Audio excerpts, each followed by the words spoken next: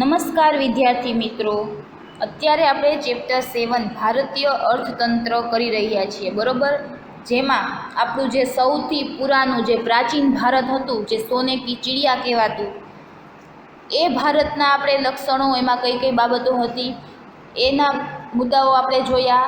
ત્યાર પછી પ્રાચીન ભારતના જે વારસો હતો, જે સમૃદ્ધિ હતી, એનાથી આકર્ષાઈને આપણા દેશમાં જે વિદેશી પ્રજાઓ આવી, ફ્રેન્ચ, ડચ, પોર્ટુગીઝ અને છેલ્લે અંગ્રેજો, અને એને આપણા દેશની જે બધી વસ્તુઓ છે એ ધીમે ધીમે એ લોકોએ પોતાના દેશમાં ટ્રાન્સફર કરી દીધી, આપણા દેશને પાયમાલ કંગાળ બનાવી દીધો. તો એ જે અંગ્રેજો હતા એ આવ્યા પછી આપણું ભારતીય અર્થતંત્ર આપણને સ્વાતંત્ર્યતા મળી ત્યારથી લઈ અને અંગ્રેજો આવ્યા અને એ બે જો વચ્ચેનો ગાળો હતો, ત્યારે ભારતનું અર્થતંત્ર કેવું હતું, અને ત્યાર પછી સ્વાતંત્ર્યતા આપણને મળી, આપણા દેશમાંથી અંગ્રેજો જતા રહ્યા, અને પછી આપણા ભારતની કેવી સ્થિતિ હતી સ્વાતંત્ર્યતા પછીનું ભારતીય અર્થતંત્ર, એટલા મુદ્દાઓ વિશે આપણે સમજૂતી મેળવી લીધી છે. હવે આજનો આપણો આ ચેપ્ટરનો જે લાસ્ટ ટોપિક છે એ છે વિકાસમાન ભારતીય અર્થતંત્રના લક્ષણો. વિકાસમાન એટલે ભારત જે વિકાસ કરી રહ્યો છે, જે ભારત દેશનો વિકાસ થઈ રહ્યો છે, વિકાસની પ્રક્રિયા જે ચાલુ છે, તો એને વિકાસમાન ભારત કહેવાય. તો આવું જે વિકસિત એટલે કે વિકસિત નહીં, વિકાસશીલ ભારત કે જે વિકાસના પંથે છે, વિકાસની પ્રક્રિયામાં જેમાં થઈ રહી છે, એવા ભારતના લક્ષણો છે, એવા ભારતીય અર્થતંત્રના.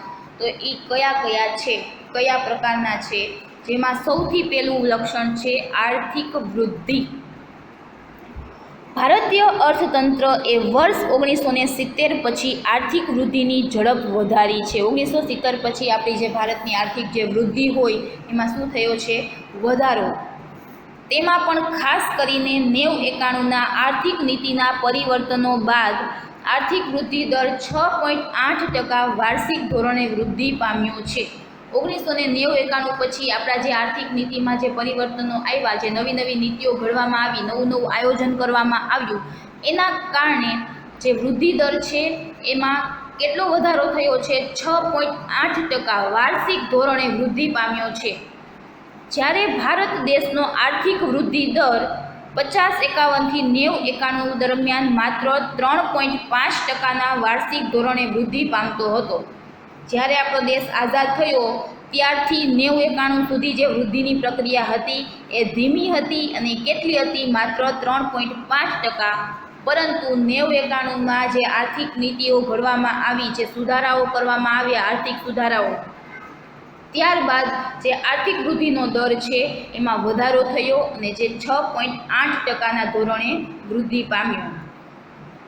વર્ષ 2012-13 બાદ 14-15માં આર્થિક વૃદ્ધિ દર ફરી મંદ પડ્યો છે. ત્યાર પછી ક્યારે મંદ પડ્યો? 14-15માં વૃદ્ધિ દરમાં ઘટાડો થયો અને તે વાર્ષિક ધોરણે 5%થી નીચા દરે વૃદ્ધિ પામ્યો છે.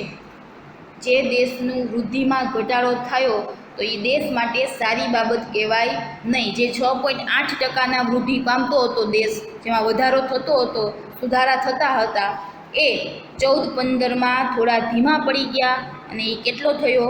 5%થી નીચો. જોકે ભારતીય અર્થતંત્ર ફરીથી ઊંચા આર્થિક વૃદ્ધિ દરે વધશે અને ઝડપથી સાનુકૂળ પરિણામો લાવશે તેવી વિશ્વ આશા રાખે છે. એમાંય પાછું અત્યારે આપણે કોરોનાની પરિસ્થિતિ આવી એટલે વળી પાછો અત્યારે દેશ છે એમાં આપણે જોઈએ જ છીએ કે અત્યારે દેશના જે બધા જ ક્ષેત્ર છે એમાં અત્યારે મંદીનું વાતાવરણ ચાલે છે. લોકોને આ કોરોના મહામારી છે એના કારણે ઘણા બધા ઉદ્યોગો છે એ પડી ભાંગ્યા છે, લોકોને ઘણું બધું નુકસાન થયું છે, જેથી કરીને દેશનો જે વિકાસ, જે વૃદ્ધિ છે એમાં શું આવ્યો છે? થોડો એમાં સ્ટોપ આવ્યો છે, જેના કારણે વૃદ્ધિ છે એ થોડી ધીમી પડી છે. પરંતુ તેમ છતાં દેશ છે એ ઝડપથી એમાં સાનુકૂળ પરિવર્તનો આવશે એવી આશા છે. ભારતની સાધન ભાવોએ ચોખ્ખી રાષ્ટ્રીય આવક સ્થિર ભાવોએ ગણતા તે વર્ષ 1950-51માં રૂપિયા, અહીંયા તમને જે આપેલો છે એ રૂપિયા છે, બરોબર? એ બાય મિસ્ટેક આપેલું છે. રૂપિયા 2,69,724 કરોડ હતી, જે વધીને વર્ષ 13-14માં રૂપિયા 87,00,000 51,834 કરોડ સુધી વૃદ્ધિ પામી છે. આમ તે 63 વર્ષના સમયગાળામાં ચોખ્ખી રાષ્ટ્રીય આવકમાં 18 ગણો વધારો થયો છે. 50-51થી લઈ અને 2013-14 સુધીમાં રાષ્ટ્રીય આવકમાં 18 ગણો વધારો થયો છે. જે પહેલાં રાષ્ટ્રીય આવક હતી એમાં કેટલો વધારો થયો? 18 ગણો વધારો થયો. તો એ આર્થિક વૃદ્ધિ એ વિકાસમાન ભારત માટે સારી બાબત કહેવાય. બરોબર. ત્યાર પછી બીજું છે રાષ્ટ્રીય આવકમાં વિવિધ ક્ષેત્રનો ફાળો. જે વિવિધ ક્ષેત્ર છે ખેતી, ઉદ્યોગ અને સેવા, એનો રાષ્ટ્રીય આવકમાં શું ફાળો છે? ભારતની આર્થિક વૃદ્ધિ માપન અંગેનું આ એક મહત્વનું માપદંડ છે, જેમાં ખેતી ક્ષેત્રનું પ્રદાન રાષ્ટ્રીય આવકની આપેલ માહિતી પરથી સ્પષ્ટ થાય છે. લગભગ 63 વર્ષના અનુભવ પરથી સાબિત થાય છે કે રાષ્ટ્રીય આવકમાં ખેતી ક્ષેત્રનો ફાળો સતત ઘટતો રહ્યો છે. જે આપણને શું દર્શાવે છે? તો ખેતી ક્ષેત્રનું ઘટતું જતું મહત્ત્વ દર્શાવે છે. ગ્રામ્ય ક્ષેત્ર છે એ ધીમે ધીમે ગ્રામ્યમાંથી લોકો છે એ શહેરીકરણની પ્રક્રિયા વધતી જાય છે, લોકો સ્થળાંતર કરતા જાય છે શહેરોમાં. એટલા માટે ગ્રામ્ય ક્ષેત્ર છે જે ખેતી પરનું ભારણ છે એ ઘટતું જાય છે. ખેતી આપણી દિવસે દિવસે પાયમાલ થતી જાય છે એમ કહેવું હોય તો કહેવાય. જ્યારે ઉદ્યોગ અને સેવા ક્ષેત્રનો ફાળો સતત વધતો ગયો છે. વર્તમાનમાં રાષ્ટ્રીય આવકમાં સૌથી શ્રેષ્ઠ ફાળો આપનાર ક્ષેત્ર તરીકે સેવા ક્ષેત્ર છે, જે કુલ 52.7% ફાળો આપી પ્રથમ ક્રમ પ્રાપ્ત કરે છે. આ એમસીક્યુ માટે ખાસ યાદ રાખવાનું છે કે રાષ્ટ્રીય આવકમાં જે ફાળો હોય, રાષ્ટ્રીય આવક જે છે એ ખેતી, ઉદ્યોગ અને સેવા, એ ત્રણેય વસ્તુના ટોટલ એટલે રાષ્ટ્રીય આવક. તો આ ત્રણેય વસ્તુમાંથી સૌથી વધારે ફાળો જો કોઈનો હોય તો એ સેવા ક્ષેત્રનો છે, જે 50%થી ઉપર એટલે કે 52.7%નો છે. અને સૌથી ઓછો ફાળો છે એ ખેતી ક્ષેત્રનો છે, જે ખેતી ક્ષેત્રનું ઘટતું જતું મહત્ત્વ દર્શાવે છે. અહીંયા આપણને આપેલું છે કોષ્ટક રાષ્ટ્રીય આવકમાં વિવિધ ક્ષેત્રનો ફાળો 50-51થી લઈ 14-15 સુધી આપેલું છે. બરોબર. જેમાં ખેતી, ઉદ્યોગ અને સેવામાં બાંધકામ ક્ષેત્ર વગર આપેલું છે, કેમ કે બાંધકામ ક્ષેત્ર છે એ શેમાં લઈ લીધું હોય? ઉદ્યોગોમાં. 50-51, 90-91, 2001, 2014, 2015. જેમાં ખેતીમાં 50-51માં સૌથી વધારે હિસ્સો ખેતી ક્ષેત્રનો હતો 53.1, અને ત્યારે સેવા ક્ષેત્રનો હિસ્સો કેટલો હતો? 30.3, અને ઉદ્યોગોનો 16.6. પછી 90-91માં ઉદ્યોગોમાં વધારો થયો, સેવામાં વધારો થયો, પરંતુ ખેતીમાં શું થયો છે? ઘટાડો. ત્યારબાદ 2001ના આંકડામાં પણ તમે જોઈ શકો છો કે ખેતીમાં પણ ઘટાડો થયો છે, જ્યારે ઉદ્યોગમાં પણ ઘટાડો થયો. ખેતી અને ઉદ્યોગ બે ક્ષેત્ર એવા છે, ઉદ્યોગોમાં માઇનોર ઘટાડો થયો છે, પરંતુ સેવા ક્ષેત્રમાં અહીંયા પણ 2001માં પણ વધારો થયો છે. અને છેલ્લે 2014-15માં ખેતીમાં તો ઉત્તરોત્તર ઘટાડો થયો જ છે, પરંતુ ઉદ્યોગોમાં પાછો વધારો થયો અને સેવા ક્ષેત્રમાં વધારો થયો. એટલા માટે ત્રણ ક્ષેત્રમાંથી સૌથી વધારે ફાળો છે એ સેવા ક્ષેત્રનો છે એમ કહી શકાય.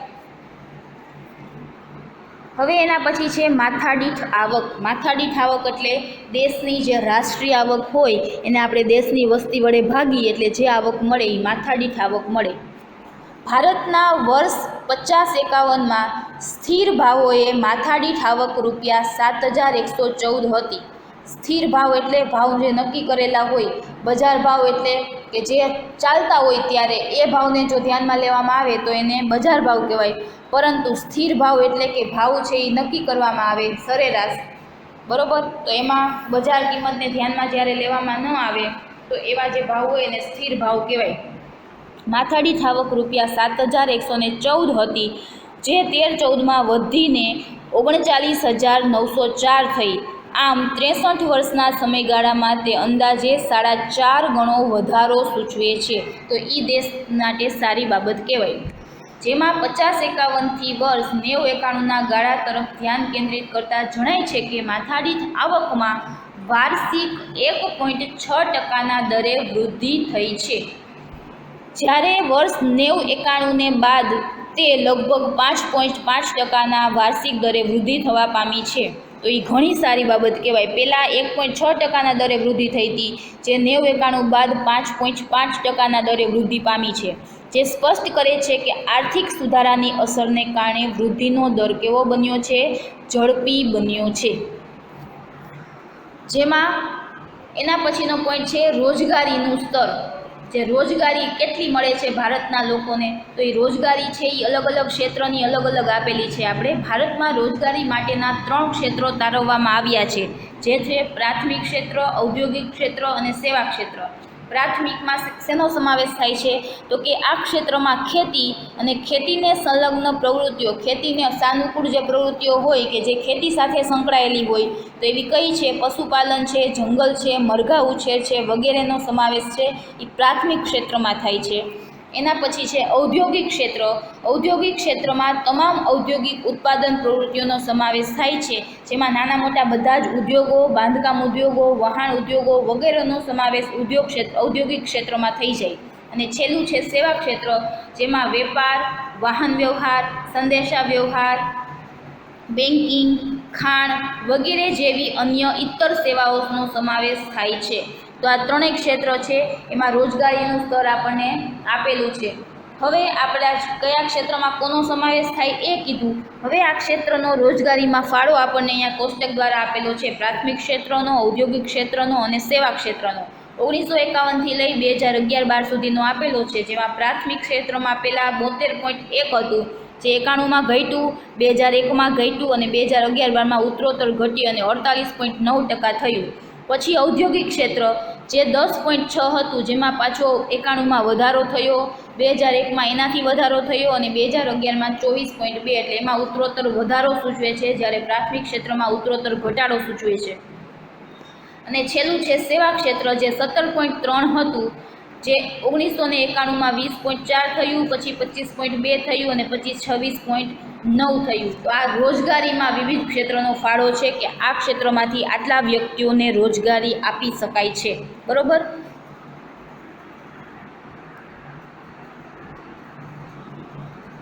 ભારતમાં વર્ષ 1951માં પ્રાથમિક ક્ષેત્ર 72.1%, ઔદ્યોગિક ક્ષેત્ર 10.6% અને સેવા ક્ષેત્ર 17.3% રોજગારીની તકો સર્જતા હતા.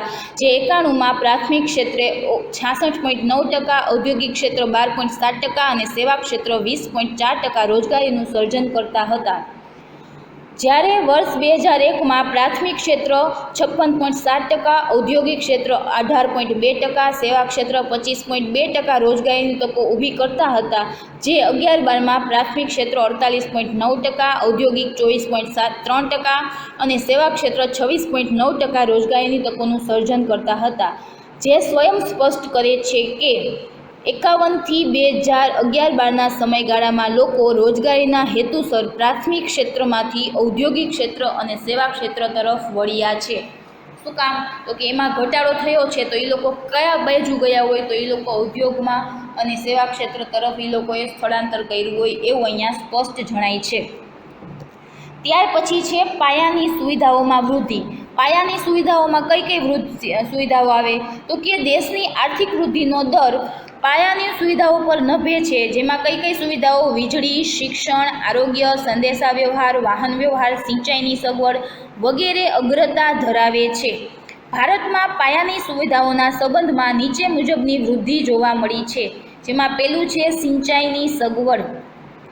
વર્ષ 50-51માં 22.6 મિલિયન હેક્ટરમાં સિંચાઈની સુવિધા હતી, જે 2012-13માં 63 મિલિયન હેક્ટર સુધી વિસ્તરણ પામી છે. સિંચાઈની સુવિધામાં વધારો થયો છે.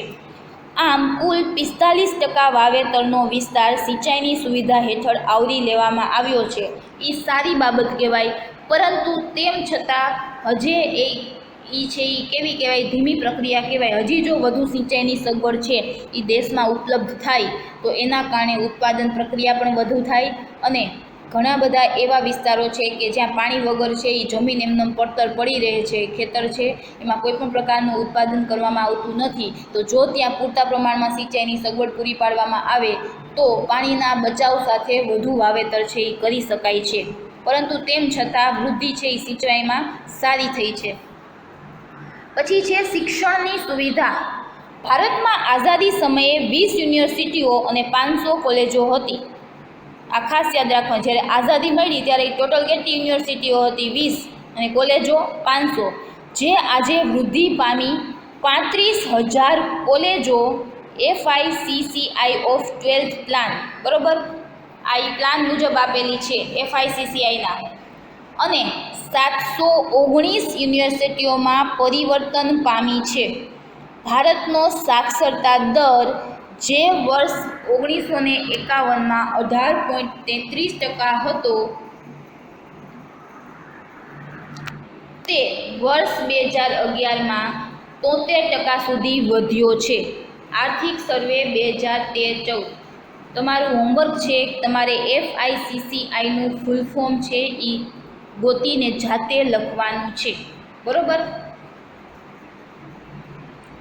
પછી છે વીજળીની સુવિધા. ભારતમાં વીજળી ઉત્પાદનમાં પણ સિદ્ધિ હાંસલ કરવામાં આવેલ છે, જે વર્ષ 1950-51માં 2300 મેગાવોટ MW એટલે મેગાવોટના વીજ ઉત્પાદન પરથી વર્ષ 2011-12માં 2,43,000 મેગાવોટ સુધીનો વધારો થયો છે. 2300માંથી 2,43,000 એટલે સિંહ ફાળ કહેવાય વીજળીમાં સુધારો. પછી છે રોડ રસ્તાની સુવિધા. ભારત વિશ્વના સૌથી મોટા રોડ નેટવર્ક ધરાવતા દેશો પૈકીનો દેશ છે. અંદાજે 48.6 લાખ કિલોમીટર લાંબા રોડ પરથી સાબિત થાય છે.